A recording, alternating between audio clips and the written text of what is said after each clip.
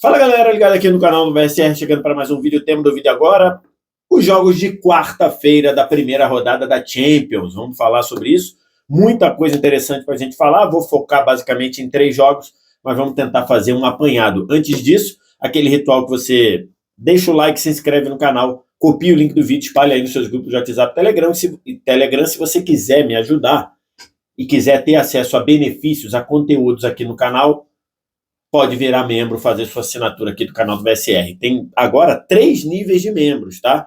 Como eu estou deixando explicado aqui, o primeiro nível é mais se você só quiser me ajudar, os outros 2 níveis, alguns outros benefícios. Então, se você quer me ajudar, seja membro aqui em cima ou aqui embaixo, dependendo de onde você está assistindo. Estou gravando esse vídeo na manhã de quinta-feira, depois dos jogos de quarta da primeira rodada da Champions, e tivemos uma rodada fantástica. Só na quarta-feira, 25 gols em 8 partidas, muitos gols e jogos muito interessantes. Já tinha analisado a rodada de terça no vídeo anterior, que a gente vai deixar no card aqui em cima, se você não assistiu e quiser assistir. E aqui eu vou falar basicamente de 3 jogos, começando com a vitória do time que para mim fez a melhor apresentação de toda a primeira rodada, contando os jogos de terça e os jogos de quarta, e estou falando do Arsenal. Por que eu estou falando do Arsenal? O Arsenal venceu o PSV por 4-0.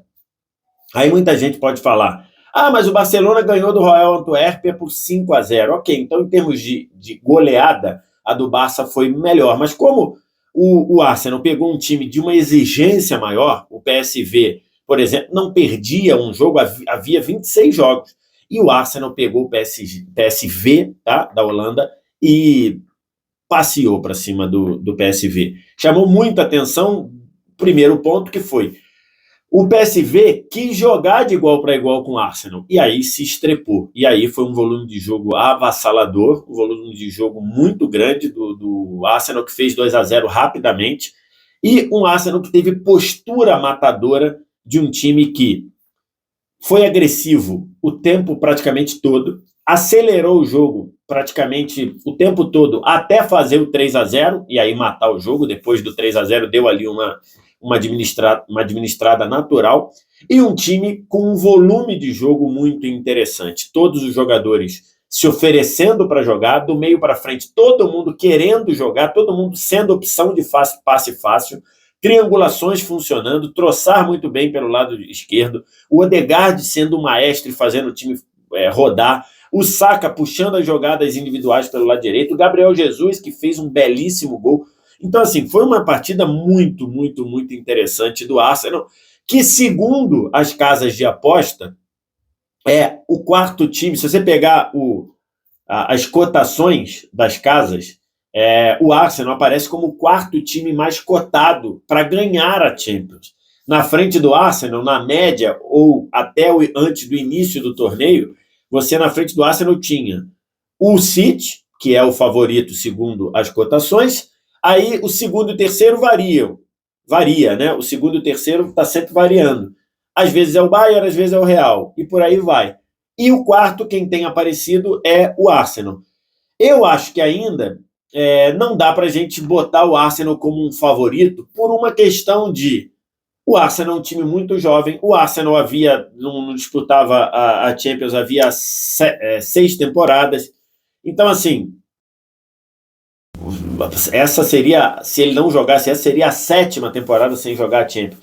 Então, assim, isso acaba pesando. É um elenco jovem, é um elenco sem experiência de Champions. O próprio clube meio que está há muito tempo sem jogar Champions. Então, por isso que a gente não dá para chegar de cara botando o Arsenal como favorito. Mas bola, jogo, capacidade de imprensar o adversário, de agredir o adversário, o Arsenal tem. E tem bola muito, muito, muito para você considerar ele um time para ir longe. O Otávio Neto, que narrou o jogo do Arsenal lá na TNT, chegou a dizer: o Arsenal gosta de praticar o esporte futebol, né? Dizendo, esse negócio chamado futebol, o Arsenal joga e jogou muito bem. Lógico que eu não estou aqui querendo dizer que essa vitória é uma vitória que vai dar o título para o Arsenal. Nenhum time ganha a Champions no primeiro jogo, né? E muitas vezes a Champions ela é muito diferente da fase de grupos para o mata-mata, mas o Arsenal, para mim, fez uma grande partida. Já que eu falei isso, ser diferente do que acontece na fase de grupos para o mata-mata, eu vou entrar no jogo do Real Madrid, que sofreu demais contra o Union Berlin, mas ganhou na última bola com o gol dele, Jude Bellingham. Bellingham aparecendo também na Champions para fazer o gol da vitória do Real aos 48 do segundo tempo. Depois de um escanteio na direita, que a bola foi para a área, voltou, na volta um bate e rebate, sobrou para o Bellingham empurrar para o gol na pequena área com o goleiro batido. Vamos dividir esse jogo em duas formas. O primeiro tempo, acho que o Real passou aquela sensação meio preguiçosa de que ia ganhar o jogo a hora que quisesse, e o time do Union Berlin é um time muito sólido, um time muito consistente. No segundo tempo, depois de um primeiro tempo ruim, um primeiro tempo moroso, o Real foi para cima. Não sei se o Ancelotti deu uma bronca, e aí o Real funcionou muito bem. Rodrigo pelo lado direito, mas funilando por dentro, o Rossello sendo um cara importante lá como centroavante, ele mandou uma bola na trave, finalizou por uma defesaça do goleiro do Union Berlin, o Valverde chutando de fora, Rodrigo mandando bola na trave. Então assim, o Real no segundo tempo imprensou o Union Berlin. O segundo tempo foi bom, mas o gol não saía, e a expectativa total era de que o Union Berlin ia sair do Bernabéu com um 0-0, e a gente falou sobre isso, acho que vale até um vídeo específico sobre isso. Talvez eu faça esse vídeo quando o Union Berlin for jogar o primeiro jogo em casa, na próxima rodada. Um conto de fadas, né, do Union Berlin. Talvez o maior conto de fadas da Champions em muito tempo. Jogar um clube que até 2019 nunca tinha pisado na primeira divisão alemã, estreando na Champions 4 anos depois, 5 anos depois, jogando contra o Real Madrid dentro do Bernabéu. E parecia que ia sair com 0-0 até o gol. O Bellingham, ele não fez um grande jogo. Até para mim, o Bellingham foi injustamente colocado pela UEFA como um dos 4 na eleição de craque da rodada. Não acho que o Bellingham tenha jogado para ser craque da rodada. Por exemplo, na eleição da UEFA, tá, deixa eu ver se eu lembro de cabeça, o João Félix, que para mim foi o craque da rodada, tá o Odegaard, tá o Galeno do Porto e tá também o Bellingham. Eu não acho que o Bellingham tenha jogado para estar na seleção da rodada. Mas o Bellingham, com muita personalidade, de um time que estava tendo dificuldade, ele chamando o jogo, se oferecendo para jogar, aparecendo na meia-lua para ditar ritmo, para inverter bola, acabou sendo premiado, fazendo o gol. Não foi, no geral, um grande jogo do Real Madrid.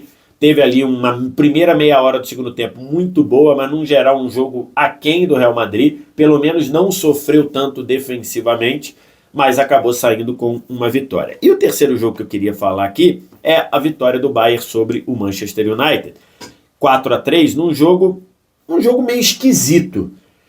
E um jogo cujo 4-3 não determina, não mostra a superioridade do Bayern no jogo. Vale lembrar, o United começa o jogo muito bem nos primeiros 20 minutos, com uma marcação alta encaixadíssima, e que deu muito trabalho para o time do Bayern de Munique. O Bayern de Munique não tinha saída no começo do jogo, o Bayern de Munique não conseguia fazer essa bola superar a pressão, a primeira linha do United, até o momento que o Onaná falha, e aí o time sente demais o gol. Além da falha do Onaná, e que fez o time sentir demais o gol, tem uma outra questão, que é: o time do United correu demais no começo do jogo. Talvez, acho que de uma maneira arriscada demais. E acho que o time, quando foi dosar, ou sentiu demais o esforço dos primeiros 20 minutos, aí depois o time do United não conseguiu jogar. Então os primeiros 20 minutos do United foram muito bons. A partir daí, até o fim do primeiro tempo, até o Bayern até o United fazer o primeiro gol com o Højlund, numa das poucas jogadas do time até aquele momento no segundo tempo, só deu o Bayern, e o Bayern poderia ter aumentado. Me pareceu um pouquinho de preciosismo do Bayern, de querer finalizar, o Musiala jogando muito bem e rompendo as linhas por dentro, avançando, dando tapa na bola na frente, passando pela marcação do United, o Casemiro muito sobrecarregado, de um United que, repito, parece que cansou demais. Defensivamente o Bayern conseguiu matar o jogo que o Ten Hag queria pelas pontas, falou sobre isso, né? Com uma grande partida do Laimer marcando o Rashford na lateral direita do Bayern, e com o Davies controlando muito bem o Pelistri na lateral esquerda do Bayern. Inclusive o Ten Hag falou no começo do jogo: não vou botar o Pelistri porque o Davis não é tão bom assim marcando, e ele vai fazer jogada individual em cima do Davis, não funcionou. Mesmo assim, o United empatou, diminuiu com o Højlund numa jogada em que ele mostra a presença de área, e logo depois o Bayern fez 3-1 num pênalti com a mão ali projetada do Eriksen. No primeiro momento eu achava até que nem era pênalti, depois a gente vê com a câmera fechada que foi pênalti. O Kane bateu, fez 3-1. O United continuou sofrendo, mas continuou lutando, diminuiu para 3-2, logo depois tomou 4-2 num golaço do Matistel, olho nesse garoto, fazendo 4-2, que era acho que um placar de acordo com o que estava o jogo. O Casemiro ainda diminuiu na última bola do jogo, 4-3. Um United sofrendo demais defensivamente. É verdade que tem muito desfalque, a gente tem que pontuar isso. O United, o Ten Hag, tem muito desfalque nesse começo de trabalho, mas é um United sofrendo muito defensivamente. Pela primeira vez desde 1978, o United toma 3 gols em 3 jogos seguidos. Então, assim, é um problema para essa defesa do United, ainda que a gente leve em conta os desfalques. E o Bayern também com muitos problemas defensivos. Num jogo em que ele foi consideravelmente superior ao seu adversário por 70 minutos, um adversário desfalcado, o Bayern tomou 3 gols.